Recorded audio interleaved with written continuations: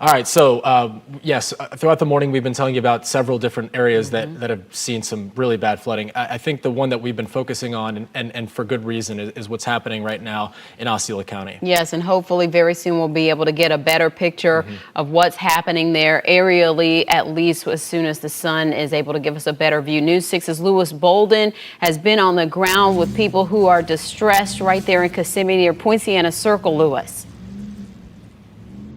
Bridget, there has been a lot of activity here. Just a while ago, I'm getting the mix minus, you guys, if you can fix that in the control room. We saw that airboat just a minute ago make its way round in a circle, where earlier we had people telling us that there were still people trapped in their homes.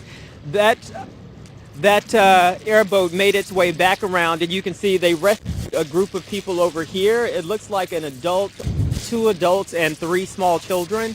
They were just rescued by that airboat. You guys, if you can fix the mix minus for me, please. And the airboat just went back around to Poinciana Circle again, presumably to rescue more people. It has taken a lot of work here. Way to get these people up here. Safest roadway that I've been on. Of course, it does go up and down a little bit. It's a bit of a hilly road, and some vehicles, one in the middle of the street, one over flooding. The left has some flooding where there's on-ramp. We saw a truck full of Osceola County deputies a minute ago, and they had to pull that SUV out of the water. So that was the Osceola County Sheriff's SUV that we saw drive into that water, and they just pulled that SUV out of the water a minute ago. If you got someone, if you can fix the mix minus for me, that would be great. But again, that airboat just made its way back around to Poinciana Circle, and presumably they are going and rescuing more people. We just saw 2 adults and a couple of kids get off that airboat, so they are making their way around. Earlier, we had someone tell us that a family member called 911 trying to get help, trying to be rescued, and they said that she would have to wait until morning. Possibly they were waiting until sunlight, because now you can see so much better, and now they are making their way back to that area. It took a lot of work getting this SUV out of there. We have 2 more vehicles down in the center of the road, but we are seeing more emergency vehicles, and so that is a good thing, because we were told that there were still people, some elderly people, still in those homes on Poinciana Circle. So hopefully they're making their way back around there. But again, emergency trucks at the end of the street there. So that is good news, because the people in this area have been trying to get some help for some time. We saw April, a woman who just had to leave her house because she said the water got so high that she had to actually climb out of a window to get to the house. Her and her 72-year-old mother were under shelter there, and then the last time we saw them, they were walking down to the hospital down the street. But again, the sun is coming up, we can see a lot better, and you can see just how deep that water is. So people were driving through that. A couple of people just had to leave their vehicles and got out on foot.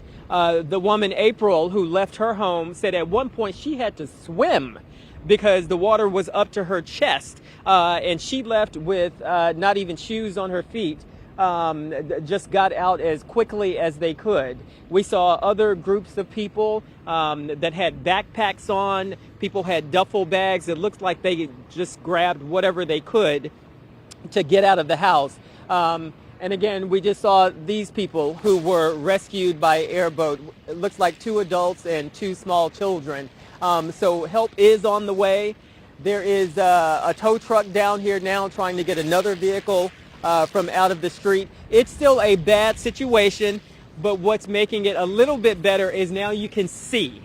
And now emergency responders can see to make it around to those houses. So that airboat did make it around to Poinciana Circle.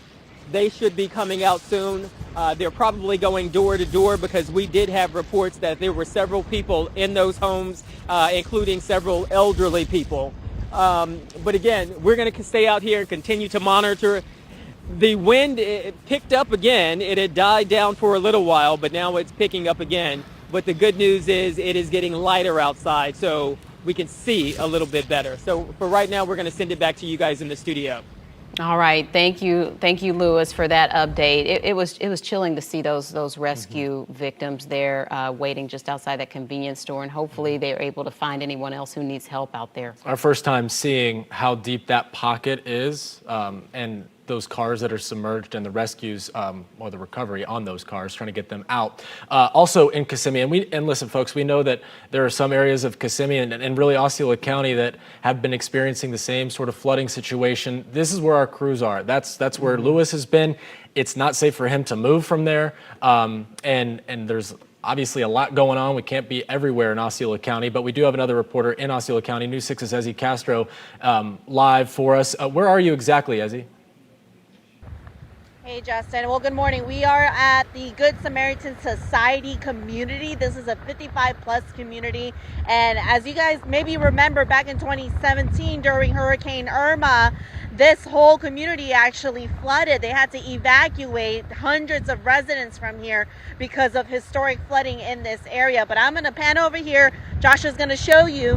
This is actually the golf course, and you can see it is underwater. And a deputy that we were talking to earlier this morning when we got here told us that they actually are just guarding the gate out here because they don't feel safe enough to even drive through this right now. But he did explain to me that there is a pond in this area. Well, I can't really see it now because everything out here is pretty much underwater. But just like Lewis was saying earlier, the winds are definitely picking up here.